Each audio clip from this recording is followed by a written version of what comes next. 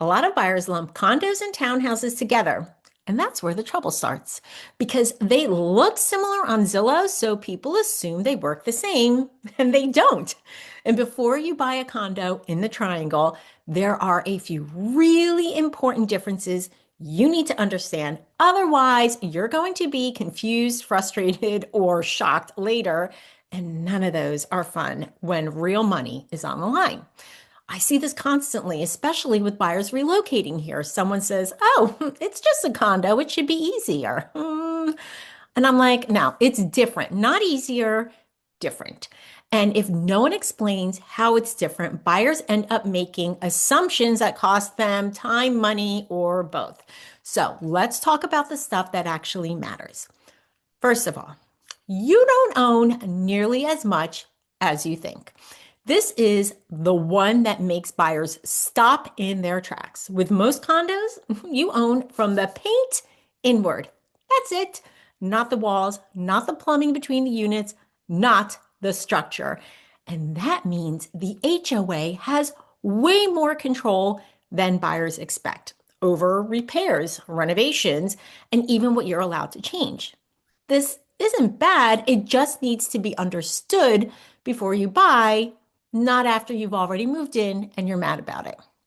On that note, HOA fees feel really high until you realize what you're paying for.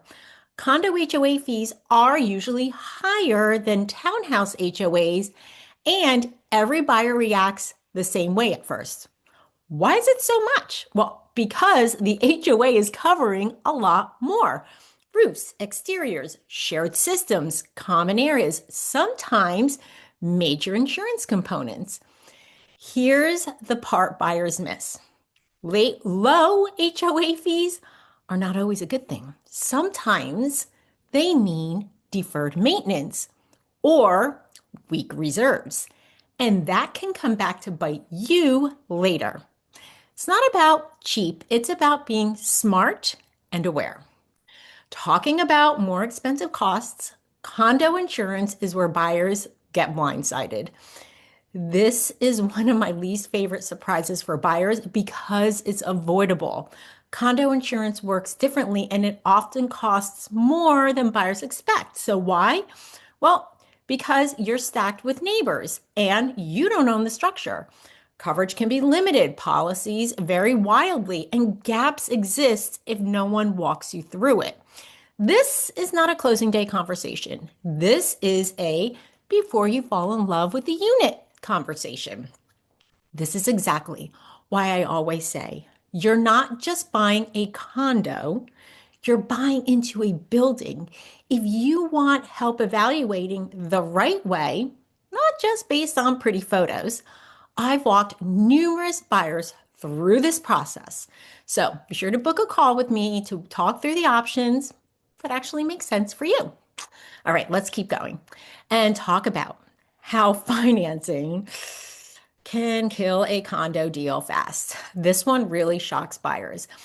You can be fully approved and ready and great credit and still get blocked. Why? Because lenders don't just approve you, they approve the building. They look at owner occupancy, investor ratios, HOA finances, any pending litigations. If the building doesn't meet the criteria, the deal stops, even if the unit is perfect.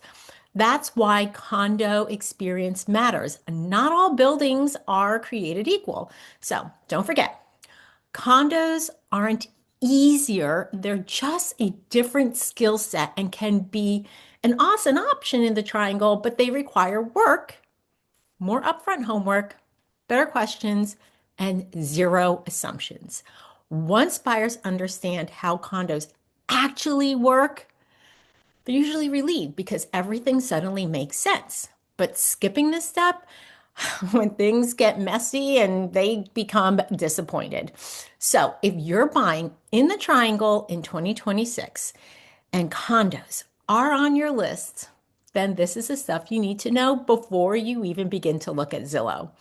If you want more info about how our local market really works, be sure to subscribe because I post educational videos like this all the time.